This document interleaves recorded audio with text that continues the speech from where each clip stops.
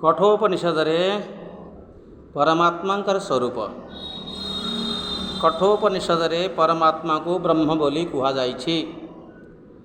ब्रह्म ब्रह्म युक्त मन युक्त ब्रह्म ब्रह्मणे वृद्धौ एठारे बृहत शब्दर अर्थ विराट अटे बड़ अटे।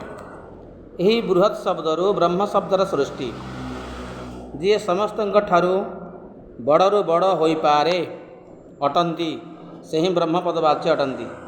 यार विशालता अवर्णनीय और अचिंतनीय।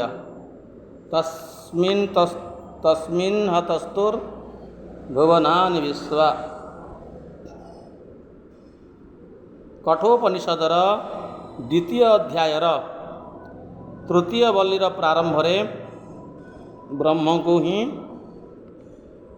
संसार रूपक वृक्षर मूल बोली वर्णना करा जायछि। यही ब्रह्म शुद्ध बा ज्योतिष्मत तथा अमृत अटे। सारा विश्व तांकठारे आश्रित अटे। केही भी तांको अतिक्रम करि पारिबे नाही। कारण केवल देश और काल द्वारा परिच्छिन्न वस्तु को अतिक्रम करि होइथाए, किंतु देश और काल को अतिक्रम करिथिया सर्वव्यापक निरवच्छिन्न चैतन्य को ए जगतर कौन सी वस्तु अतिक्रम करिबार समर्थ होई पारि न थाए। यही ब्रह्म को सूर्य चंद्र नक्षत्र विद्युत अग्नि केही भी प्रकाशित करि पारंती नाही। से प्रकाशित हेले ही सबकिछि प्रकाशित होता है। कारण समग्र विश्व को प्रकाशित करदुआ से ही ब्रह्म चैतन्य स्वरूप ज्योति अटंती। कठोपनिषदर 2:2-15 कहुई।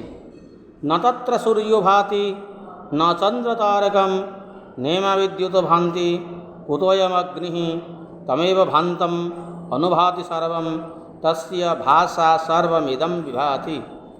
न तत्र सूर्य भाति से ब्रह्म को सूर्य प्रकाशित करि पारे नाही। न चंद्र तारकम चंद्र किंवा तारता को मध्य प्रकाशित करि पारे नाही। नेमा विद्युत भांति ए विद्युत मध्य को प्रकाशित करि पारे नाही।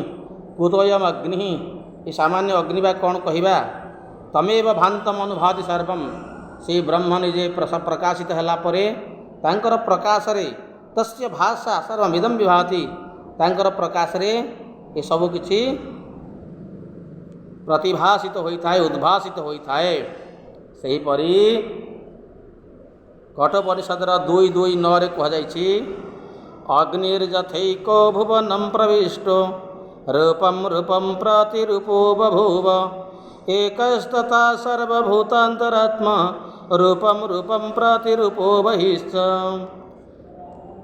अर्थात अग्नि जेपरी संसार मध्य प्रवेश करी विविध उपाधि भूषित हुई विविध रूप धारण करि थाए, ठीक सही परी सर्वभूतांतरात्मा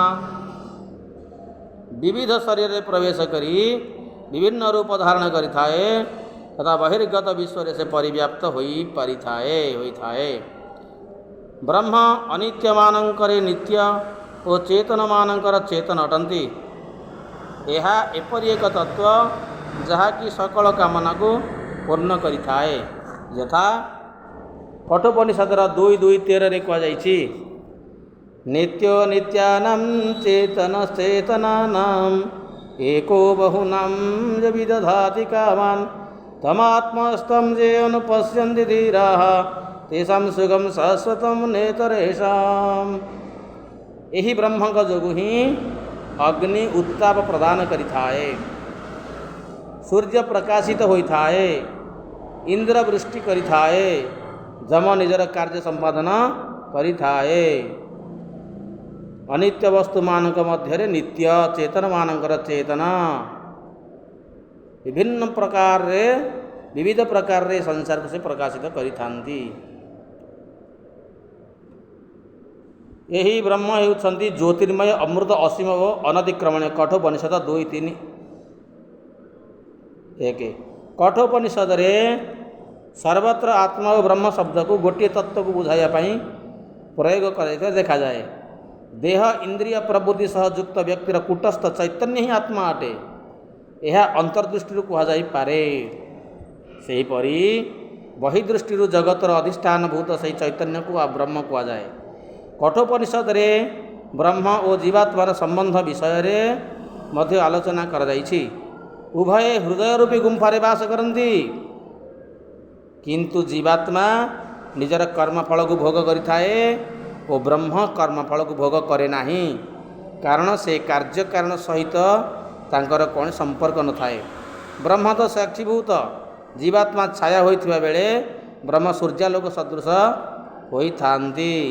कठोपनिषद 1:3-1 रे कहुଯାଇଛି, ऋतं पिबन्तो सुकृतस्य लोके गुहं प्रविष्टो परमे परार्धे छाया तपो ब्रह्मविदो वदन्ति पंचाग्नयो एव तृणा ये च तृणाचिकेता।